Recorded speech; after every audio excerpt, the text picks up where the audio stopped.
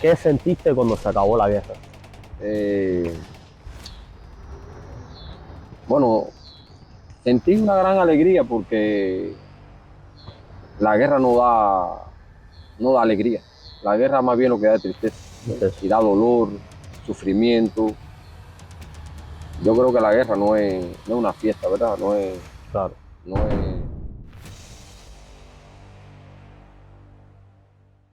Hola familia de YouTube, bienvenidos a Experiencias de un Viajero. El día de hoy es una edición especial. Esto es modo entrevista. Estoy aquí con un soldado de la guerra de Angola que tiene mucha historia que contar el día de hoy.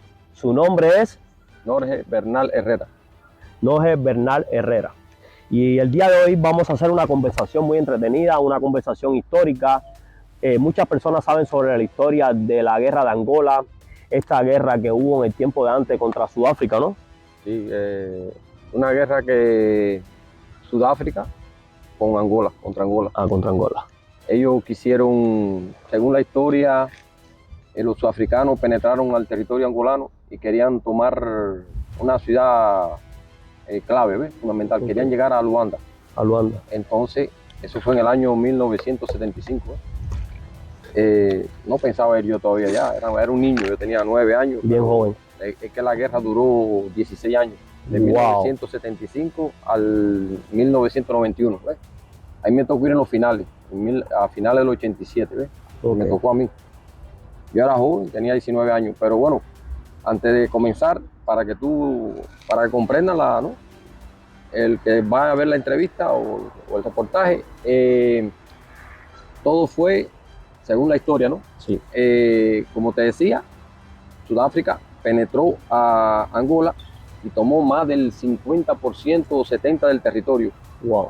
Entonces, ayudado también por la UNITA. UNITA, que era la contrarrevolución de ahí de Angola, liderada por Jonas Savimbi y Orden Roberto, que eran los cabecillas de esa gente. Del mismo Sudáfrica, ¿no? No, de Angola. Angola. Eran lo de Angola. Entonces, Sudáfrica, ahí se formó un gran conflicto. ¿En qué sentido? Porque aquello era una ¿cómo podemos llamarle? Es que Sudáfrica estaba apoyada por Estados Unidos. Okay. ¿Ves? En armamento, en avituallamiento, e inclusive los aviones de ellos eran franceses. Eran aviones franceses. Franceses, los de los sudafricanos. Y entonces, algunos armamentos. Y la parte de Angola, ¿ves? Le pidió ayuda el ya fallecido presidente José Eduardo dos Santos, le pidió ayuda a Cuba. Y entonces Cuba asumió en hombres y algunos armamentos que proceden de la antigua Unión Soviética, y también hubieron asesores soviéticos que yo los vi, no es que me lo contó nadie, asesores, y asesoraban aquello allá. Y entonces eran como habían las antiguas dos potencias aquellas que estaban en ese conflicto. Sí, la soviética URSS, por un lado, la URSS, la URSS contra Estados Unidos. ¿Entiendes? Entonces, no, tú me dices lo que quieras decir, que te quiera que responda. En esos tiempos, todos los que reclutaron prácticamente eran jóvenes, ¿no? Tengo entendido. Sí, fueron muchos soldados de la reserva, ¿no? De la reserva. Estamos hablando de Cuba, ¿ves? Sí. Pero muchos, yo creo que la inmensa mayoría, 1% grande, eran jóvenes. Éramos adolescentes. Yo fui con 19 años allá, pero hubieron niños, muchachitos de 17, 18, hasta de 20 años, adolescentes. Sí. ¿Me entiendes? Y es verdad que fue duro. Yo vi un muchacho, tengo muchas anécdotas que contarte, pero vi muchos muchachos, bueno, hasta enfermarse los nervios, sí, mucho trauma. Mucho trauma de la guerra. El trauma postraumático después de una guerra que, ¿ves? Es que se ve de todo dentro de una guerra. Es muy duro, porque es chocante, ¿me entiendes? Es chocante porque como, a ver, ¿cómo te explico? Por ejemplo, tú vas de un país que yo viví, vaya, afortunadamente, creo que es la mejor etapa de mi país, como te dije, de la década del 70 al 80. Yo nací en el 67. Viví una infancia, ¿ves? Una juventud feliz. Feliz, no vaya, sin escasez se vaya, Claro. por llamarlo de algún modo. Y cuando me llevan a un país, allende los mares, había que coger un avión o barco. A mí me tocó avión, 14 horas de vuelo, con escala en Isla Sal. Isla Sal pertenece a Cabo Verde. Cabo Verde. Fíjate si fue duro, que cuando yo volaba 8 horas, normalmente las personas bajaban 1 hora al aeropuerto, hacían su estancia de escala, mientras habilitaban el avión, subían y emprendían vuelo 6 horas más hasta Luanda, la capital de Angola. Yo no obtuve esa posibilidad porque se formó un conflicto entre un avión cubano y un sudafricano. En años anteriores, era en la década del 80 también, se bajaron un grupo de cubanos, eso fue muy comentado, que eran deportistas cubanos, judoka y eso, y se enfrentaron y se fajaron allí, se tuvieron peleas, riñas con aquella gente y aquello fue. Entonces, en el medio de la guerra, los dos países tomaron el acuerdo que cuando llegara un avión primero, del país que fuere, el otro no podía bajarse el avión. ¿Entiendes? A veces cuando nosotros llegamos, estaba un jumbo, un avión grandísimo sudafricano. Sí, conozco. Y no podíamos bajar, no pude bajar. ¿Me entiendes? Así, eso es para comenzar. Después, ya cuando tú llegas a Luanda, a la capital, empieza el choque.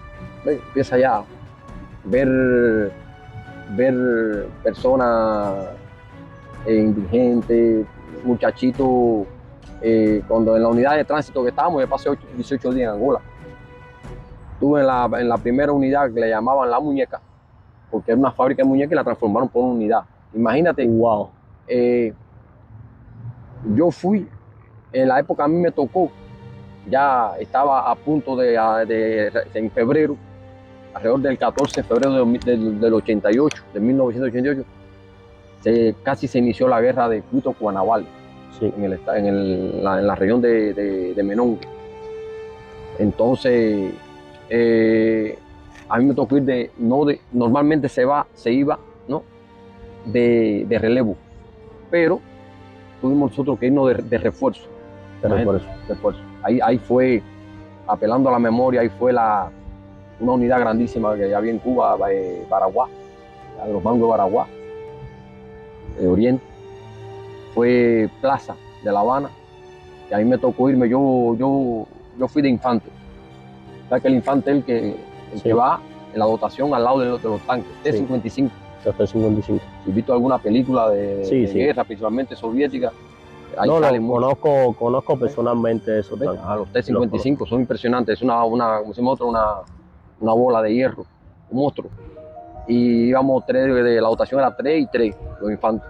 Llevaba también artilleros, llevaban flecheros, ametralladoras, más la dotación del tanque, que eran alrededor de 4. El conductor, no me acuerdo, eran 4 integrantes. Y traían antiaéreo. En total éramos como 8. Como 8 o 10. Y era duro, porque imagínate que tú eras de esa dotación y tú llegabas allí y tenías que, donde llegara la posición de la dotación tuya, tenías que ayudar a hacer, imagínate que era una ranfla, ¿ves?, tipo cuchilla, sí, en la tierra para meter el tanque. ¿Para qué? Para que la aviación enemiga... Tienen que ocultarlo, ¿no? No, para que no ocultarlo, para que no anulara el tanque. El tanque se anula fácil. ¿Cómo se anula? Nada más disparándole a una estera. Se le dispara a una estera. Al tú romperle una estera, él queda en círculo, no puede avanzar. ¿Ya me entiendes? Entonces, también tenía que ser los pozos de tiradores de pie. ¿Te imaginas? De acuerdo a la edad de uno, al tamaño de uno. Sí. Imagínate, ahí la ventaja tenía el pequeño. Por ejemplo, el que fuera pequeño, porque trabajaba menos. Pero el que medía 2 metros o 1,95 o con una pala de infantería, ¿no? Pequeña. Sí, ahí te daban todo te lo daban. La pala de infantería, un tipo pico, ya, entonces ahí, la palita chiquita de infantería. Entonces ahí tenía que hacer pozo tirador de pie, de tendido y de acostado. El acostado era más fácil, era un pedacito de ahí, pam, y ya. Ok, una pregunta. ¿Qué tan fuerte era el enemigo en esos tiempos? Muy fuerte. El enemigo era fuerte. Bueno, vaya, era casi, como decimos, era una potencia ya de la región africana. Sí. Fíjate si era fuerte que esa gente batallaron 15 años. Batallaron 15 años. Y te voy a hacer una anécdota de la guerra. A ver cómo se dio el golpe fuerte a los sudafricanos, que pudieron neutralizarlo y tuvieron que batallar y pensar mucho. Y según la realidad fue, ellos cuando iban a los ataques, antes de seguirte, lo primero que te digo, era una guerra convencional. La convención era una guerra más bien cuerpo a cuerpo, ¿no? Sí. De artillería, de infantería, había aviación, ¿me entiendes? Sí. Muchos cañones. Esa gente tenía unos cañones G5 y G6. Ya imagínate el alcance que tenían, 75 kilómetros. Tenía un poder de fuego. Un poder de fuego muy elevado. Sí. Entonces, ya estaban haciendo mucho estrago. Entonces, ¿qué idearon? Pues, tenía la Fuerza Armada Revolucionaria, era que no se le puede quitar el mérito, el difunto Fidel Castro, el que dirigió aquello, según tengo entendido. Había un arma, tenían un arma debajo de la manga que no lo utilizaron, empezaron a utilizarla, que acabó con ellos, que era la BM-21, no sé si la ha visto o la ha oído mencionar. La he oído mencionar. La BM-21, porque trae 21 cañones. Era un carro, como un tipo carro 131, sí. O como un V8. Y tenían todas las bocas aquellas. Sí, es como la chisca, ¿no? Le parecía a la chisca y las cuatro. Creo que le llamaron bocas, Katiuska, no sé. Katiuska, pero es la BM-21 el nombre oficial de ella. Entonces, ¿qué hicieron? Un ejemplo, vamos a poner otro ejemplo. A 75 kilómetros, ellos emplazaban el enemigo, ¿no? Sí. En sus profundidades emplazaban los cañones. Ellos no tenían que venir al cuerpo a cuerpo, vaya, como en el boxeo, ¿eh? Sí. Entonces, la tropa angolana, cubana, tenían que entonces ir más cuerpo a cuerpo, ¿ves? No tenían ese cañón de tanto milímetros, ¿no? Tanto alcance. ¿Qué idearon? La BM-21 cogían alrededor de 21 kilómetros, por eso creo que se la llamaban BM-21, 21 kilómetros. Y cuando entonces se le metieron a las profundidades, ahí, cerca de ahí, arriba de ellos, entonces, ¿qué le hacían? 3 emplazamientos. ¿Ves? Un ejemplo. Ahí estaba el G5, G6, entonces le hacían un emplazamiento aquí, uno allá y uno acá, es decir, por 200 metros, 100 metros, va un ejemplo hipotético, ahí, desplazamiento, pero iban varias BM, estamos hablando de un campo inmenso, grande, y cogían 4 o 5 BM y le hacían emplazamientos distintos. Si 3 emplazamientos, cada BM, para que me entiendan, tenía 3 emplazamientos. Y cuando ellos tiraban, las BM tiraban, que golpeaban allá al enemigo, ellos respostaban. ¿Ves? Y entonces, ya la BM, cuando tiraba, se desplazaba para el otro emplazamiento. Cuando caía aquí no cogían a nadie. Y así fue como, al final, ya en los finales de la guerra, pudieron vencerlo. Sí. Independientemente de eso, se enviaron, o sea, ya se envió de todo. Yo conocí un piloto máster, yo personalmente, mandaron 10 pilotos máster a Cuba. Esa gente volaban, ellos mismos lo dijeron en la anécdota, que volaban, ellos no tenían, no había nada de ellos en contra, ni ciclones, ni tornados. Eran muy expertos. Muy expertos. Y expertos en combate. El señor era mayor, creo que era mayor de las FARC. Eran muy experimentados, ¿no? Piloto máster. ¿Y qué tipo de avión volaban en ese tiempo? Entonces, ellos volaban con un Mirage. Ellos eran el último que tenían ellos ya, Mirage, de combate, ¿no? Nada los aviones de combate. Y de la parte de acá, le tiraron de todo. Le tiraron eran los MiG-21 y los 21 no lo usaron. Los 21 se usaron, pero ya quedaron casi obsoletos. Sí, pues son muy antiguos. Y los MiG-29. En aquellos tiempos eran poder ruso, puro poder ruso de la Unión Soviética. Yo vi hacer en Changongo. Changongo es la capital de Cunene. Cunene es lo último de Angola. Ahí yo tuve 50 kilómetros de la frontera Namibia. Estuve ahí. Ahí hicieron una pista de de 3 MiG-23 en un mes. Cuando aquí había una fuerza de la construcción, se llamaba una empresa, la UNECA de Cuba, iban para allá y trabajaban de noche, de día, toda hora. O sea, ¿no? Impresionante. Hacer una pista ¿cómo es? Eso se le llama a donde parquean, ¿no? Los aviones. Sí. No me acuerdo el nombre ahora exacto. Ahí tenía eran 3 nada más. ¡Wow! Qué bien impresionante. Ok, señor Bernal, le voy a hacer una pregunta que sé que se le tiene que hacer a cada veterano de la guerra. ¿Vistes algún amigo morir en combate? Sí, lamentablemente sí. Vi a bueno, más que un amigo, era un colega o un compañero de guerra. ¿De qué? Era de Moa. De Moa. De Moa lo vi fallecer no directamente en combate, pero sí lo vi cuando lo trajeron ahí. Es muy duro. Es duro estar con una persona así, como estamos nosotros ahora conversando, compartiendo el día antes, unas horas antes, y de momento lo traigan muerto. Sí. Haya perdido su vida. Lo más duro era que no había caja de muertos. Wow. Entonces tuvieron que depositarlo al muchacho en una caja de BM-21. Wow. Los proyectiles Qué anécdota. de BM-21 eran unas cajas, vaya, salvando la distancia, parecía la caja de muertos, pero más grande. ¿Ves? Más grande. Sí, porque son más como cohetes, ¿no? Sí, claro, porque sabes que el proyectil está el proyectil y la vaina, ¿no? Como que cae, ¿no? Y entonces son proyectiles de artillería, ¿no? De artillería grande. Bien grande. Cogen casi, la caja cogía alrededor de, apelando a la memoria, así, recordando, hace ya 33 años de aquello.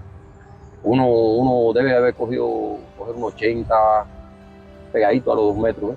Entonces el muchacho, ahí tuvieron que, y era un muchacho trabajito, wow. Era un muchacho trabajo, joven, lleno de vida, tenía como 22 años, muchacho, de Moa. No recuerdo el nombre de él, pero sí, esa vivencia me acuerdo.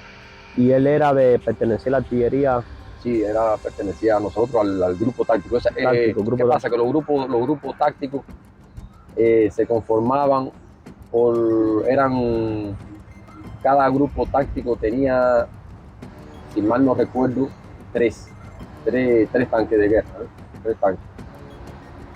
Entonces, yo recuerdo que no fui directamente a la guerra de Cutoguanabales por el azar, vaya, por una cuestión, no sé si llamarle suerte o no me tocó. Estábamos en un lugar que llamaban Yamba, en el sur de Angola. Y llegó un general y formó 3 grupos tácticos. ¿Ves? Y le dijo, yo me acuerdo que yo era del 51. Y estaba el 50, 51 y 52. Y decir al general así, grupo táctico 50 y 52, van para Quito, menos que Cutoguanabales para la escogió al azar. Ajá. Y grupo táctico al azar, sí, eso es como nosotros, puedo decir que vaya, no capricho, sino al azar, o a lo mejor ya yo lo tenía estudiado. Grupo táctico 51 se va le llamaban paralelo 13, que era entonces coger por la otra senda, es decir, mira, Angola así, sí. por el lado, vamos a llamarle, así que si tú en el mapa lo buscas así, por el lado, por ejemplo, oeste le tocaba a ellos y el lado oeste a nosotros. ¿Ya me entiendes? Sí. Es decir, tal. Sí, había una división. Había que avanzar. Entonces nosotros tuvimos que avanzar hasta el fondo. Y esa parte nos tocó, aparte de Yamba, nos tocó Cubelay. Ahí te puedo contar una anécdota también, la que te di un avance, que fue cuando ahí sí vi. Nosotros nos poníamos contentos cuando sabemos que venía la avioneta. Okay. La avioneta, sabíamos ya, un ejemplo, que la avioneta llegaba, por ejemplo, ahora, en hora de la tarde. Sí. Un ejemplo, ¿no? 5 de la tarde o 4 de la tarde, llegaba y sabíamos que llegaba la correspondencia. no sé si tú, bueno, debes saber de que en aquel tiempo no había, el internet estaba muy No. limitado, pero muy limitado, no había teléfono. Creo que ni existía el Ni internet. existía, no existía el internet, acuérdate, no existía el internet. Sí. Y era, bueno, nosotros llorábamos, hermano, cuando recibíamos entonces cartas casi una vez al mes. 20 cartas, 24 cartas. Bonito es saber de la familia y ese era el ánimo que exacto. Entonces, cuando tú recibías 10, 8 cartas yo era soltero cuando yo no estaba casado, pero bueno, una que otra noviecita, o algún de esos, alguna familia, hermano, hermana, padre, madre, bueno, en fin, o alguna amistad también, claro, ser algún amigo, también escribieron amigos allá, y te escribían, tú la leías aquella carta varias veces, la misma carta. Y entonces, yo tengo una anécdota de que un día no recibí carta, pero por H por B no te tocó la carta. Y un amigo me prestó una carta, creo que era de su madre. Wow. Es duro, porque era duro aquello era y leíste entonces su carta y te dio una motivación a ti también. Para poder seguir, estar ahí, poder seguir. Claro. ¿Me entiendes? Sí. Y porque yo te digo así de corazón, la guerra es dura. La gente habla de ciclones, la gente habla de es verdad que la naturaleza. Estar preso. Ajá, exacto. Estar preso. Son vivencias distintas, ¿verdad? Sí. Pero la de una guerra, la guerra se sabe cuando se va, pero no sabe cuando no sabe si regresa. Y ese sentimiento siempre está presente, está latente de sentir de que no puede regresar. Exacto. Y el temor, temor siempre existe, ¿verdad? El temor siempre existe. Eso es cuento que me digan que no, sí. Cuando tú vas a una guerra tú sientes el temor. Lo que pasa es que tú por ejemplo, te superas. Si te superas, el miedo ese interno, tú lo tienes superas. Que dejarlo atrás. Tienes que dejarlo atrás. No hay espacio para el miedo en la guerra. ¿Verdad? Otra anécdota que me la contó una combatiente Swapo. La Swapo era el ejército suroccidental de Namibia. Muy guapo, eran muy buenos. Y ellos nos decían, en tono jocoso, que si se casaba, o cualquiera de las dos partes, ¿no? Hombre o mujer, namibiano, Swapo, decían Swapo y cubano, daban león, porque éramos el cubano es guapo en la guerra. Tú lo ves así, somos, pero guapo. El angolano, a pesar que estaba en su país, había que darle un empuje, había que decirle, damos y dale, ¿me entiendes? No que eran cobardes, sino que había no estaban adaptados a la guerra. Mira, exacto. Yo viví, te lo digo, en Changón, cuando estuve allá al final, ya en Changón, yo viví que llegaba el fin de semana y los angolanos se quitaban el traje de militar, no, y nos vamos para una fiesta. Pero ¿cómo ustedes saben ir para una fiesta y no estamos en la guerra de ustedes? Claro. Entonces nosotros no podíamos irnos, tenemos que estar y que se hacen vulnerables al enemigo. El enemigo en realidad está siguiéndole los pasos todo el tiempo. Entonces, por eso que a ellos lo atacaban mucho y había mucha derrota. Pero ya cuando llegó Cuba, que había una disciplina férrea militar, ya todo cambió. ¿ves? Claro. El de cruzar de la guerra, entonces por eso que se fueron empujando. Y hubo guerra, pero estaba a nivel de frontera. Ya no, ellos no pudieron invadir así Angola, así de como quisieron al principio. Te podía contar muchas anécdotas. Mira, una anécdota que me impactó mucho fue de antes de llegar a Changogo, pasamos, como te dije, Yamba. Te dejé colgado con la de Chamutete. Chamutete, el avión, yo vi un avión que lo explotaron en el aire. Wow. Murieron 26 cubanos. Wow. Ahí murió un general de brigada que era creo que era el Mamén, Francisco Cruz, si mal no recuerdo, creo que era de Santiago de Cuba. Y murieron muchas personas, murieron dos mujeres militares, jóvenes, estaba hablando el financiero que era el que llevaba el dinero. ¿Y los tumbaron con antiaéreo o los tumbó otros aviones enemigos? No, por un error de un propio cubano que fue un C-10 que le llamaban. Lo interceptó con el radar y lo destruyó. Ajá. Dicen en comentarios que el muchacho Pero eso es algo que nunca lo había escuchado. Ajá, se volvió como que loco y tumbó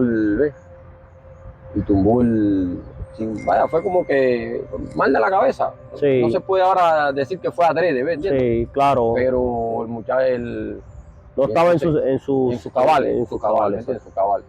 Y esas cosas pasaban mucho, pasaban.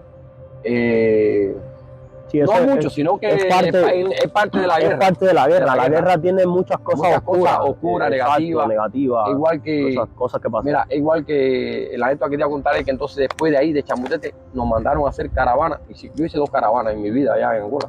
Una de 10 días y otra de 11 días, sin comer caliente. Aquí eran laticas de frijoles y leche condensada concentrada, y así, ¿ves? Y galletitas, más nada, sin bañarte, sin nada.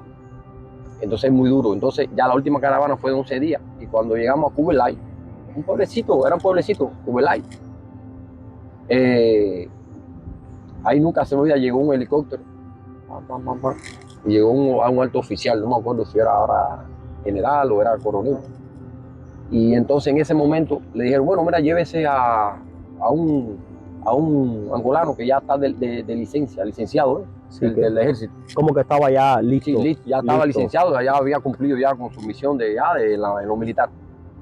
Y conversamos con él y le digo, camarada, usted debe estar feliz, contento, porque ya terminó, por lo menos terminó vivo la guerra, puede contarla. Y me dijo, no, me siento muy triste, porque yo soy de Luanda, de Angola, pero yo salí hace 11 años de mi pueblo, de su pueblecito, ¿no? De su aldea, no sé cómo le llaman, creo que aldea. Y no sé si mi familia está viva o muerta, no sé de ellos. Entonces era duro, ¿ves? Es duro la historia. Es dura la historia, es un poco fuerte. Y entonces él se iba a ver, tenía como sentimiento encontrado, ¿no? Por una parte, se iba feliz porque terminó ya de ahí, pero se iba triste porque él no sabía a lo que se iba a enfrentar. Que se iba a enfrentar, que se iba a encontrar. Sí. Pues, esa era la otra parte de la moneda. Nosotros ya, después también una cosa impactante, que a veces la gente, no sé, todo el mundo no la tomaba a pecho, era también pasar, cuando llegamos al aeropuerto de Luanda, y nos enseñaron, un guía que nos llevaba, militar, no, cubano, nos enseñó nunca se me olvidemos en la guagua, en el bus, y nos enseñó a la derecha, el cementerio de los cubanos. Y dice, mira, ya hay más de 3.000 cubanos muertos. Wow. Es fuerte, hermano. Llegando. Y la mayoría eran puros jóvenes que no habían vivido nada. Exacto, la mayoría jovencitos, ¿me entiendes? Puros jóvenes que fueron reclutados para el ejército y la mayoría, según lo que tengo entendido, prácticamente fueron casi obligados.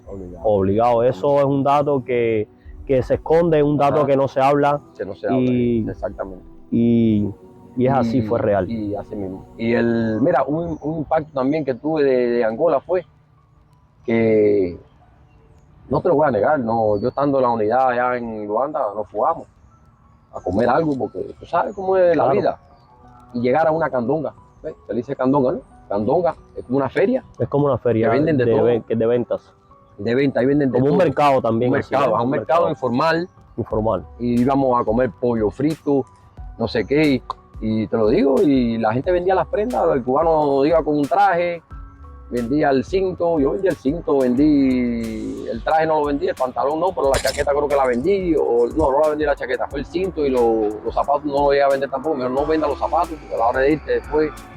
Entonces,